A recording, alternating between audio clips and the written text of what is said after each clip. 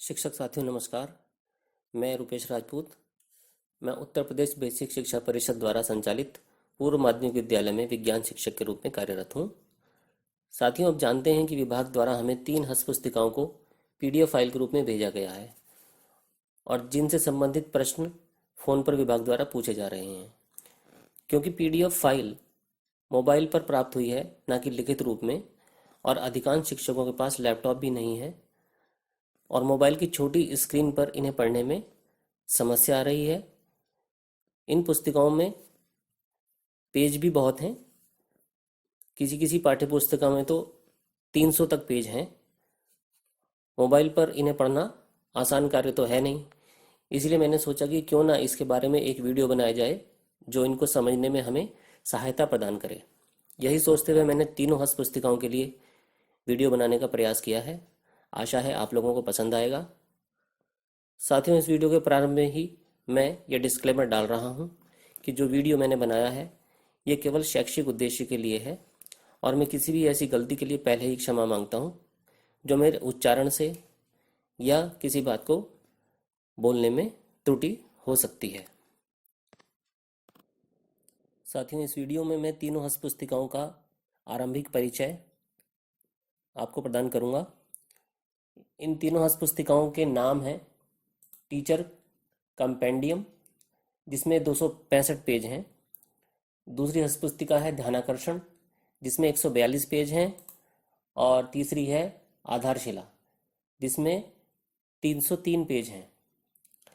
अब इन तीनों हस्त पुस्तिकाओं के पहले 9 पेज समान है तीनों में, केवल उनका जो कवर पेज है वही अलग है जिस पर उनका टाइटल लिखा हुआ है।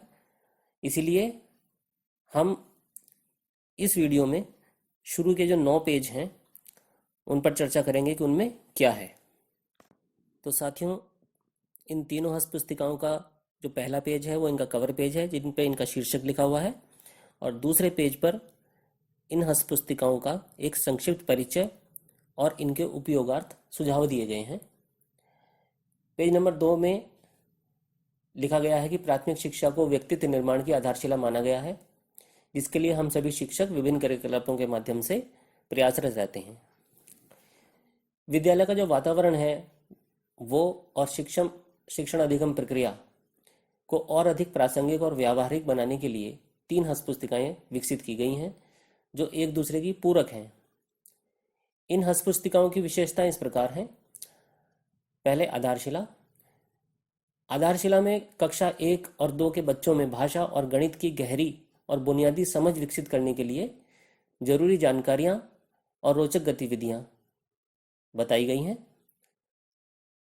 जो ध्यानाकर्षण हस्त पुस्तिका है उसमें शिक्षण अधिगम प्रक्रियाओं में बहुत से बच्चों का अधिगम स्तर कक्षा के अनुरूप नहीं होता है, यानी कि वो बच्चे जो कि अन्य बच्चों की तुलना में कमजोर होते हैं, ऐसे बच्चों की पहचान कर विशेष शिक्षण तकनीक द्वारा इनकी क्षमताओं का और दक्षताओं का विकास करना इस ध्यानाकर्षण में बताया गया है कि किस प्रकार हम ऐसे बच्चों को थोड़ा उनका ज्ञान में वृद्धि कर सकते हैं। जो तीसरा है शिक्षण संग्रह, उसमें शिक्षकों की आवश्यकताओं और व्यावसायिक विकास को दृष्टिगत रखते हुए आवश्यक जानकारियां दी गई हैं, उपयोगी सूचनाएं हैं और विभिन्न शैक्षिक संदर्भ भी इसमें समावेशित किए गए हैं। आगे लिखा गया है कि इन हस्त पुस्तिकाओं के प्रभावी उपयोग हेतु आवश्यक यह होगा कि इन तीनों हस्त पुस्तिकाओं का शुरू से आखिर तक इनको अध्ययन किया जाए और विद्यालय की परिस्थितियों के अनुरूप सामग्री को चयनित किया जाए और आवश्यकता के अनुसार उस सामग्री और उन तरीकों का प्रयोग किया जाए।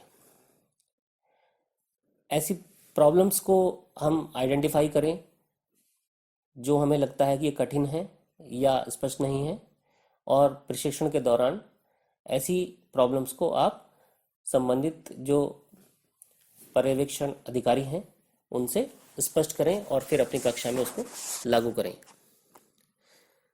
आप अपने ज्ञान और अनुभव से फीडबैक भी दे सकते हैं जिससे इन हस्त पुस्तिकाओं को और अधिक समृद्ध किया जा सके।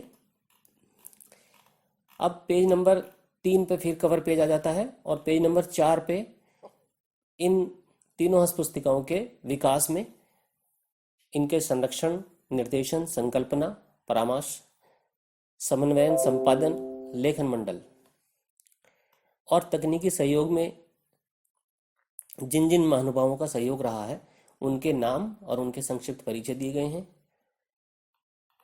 फिर पेज नंबर 5 पर हमारे प्रदेश के माननीय मुख्यमंत्री महोदय जी का संदेश है।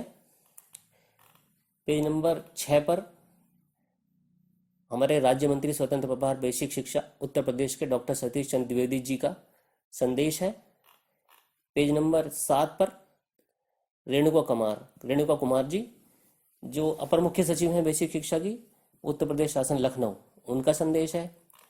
और मनीषा त्रिघाटिया, पेज नंबर 8 पर मनीषा त्रिघाटिया जी का जो कि सचिव हैं बेसिक शिक्षा उत्तर प्रदेश शासन लखनऊ की, उनका संदेश है। इन सभी माननीयों ने अपने संदेशों में क्या कहा है उसका एक परिचय मैं दे देता हूं, जिसमें मैं मनीषा त्रिघाटिया जी का ये संदेश पढ़ रहा हूं। बाल केंद्रित कक्षा शिक्षण बच्चों के सर्वांगीण विकास का सशक्त माध्यम माना गया है, जिसके द्वारा बच्चे कक्षा के अंदर और बाहर आनंदपूर्वक सहज भाव से सीखते हैं। वस्तुतः प्रारंभिक कक्षाओं में कक्षा शिक्षण को रुचिकर, आनंददायी, जीवंत और प्रभावी बनाना एक चुनौतीपूर्ण कार्य है।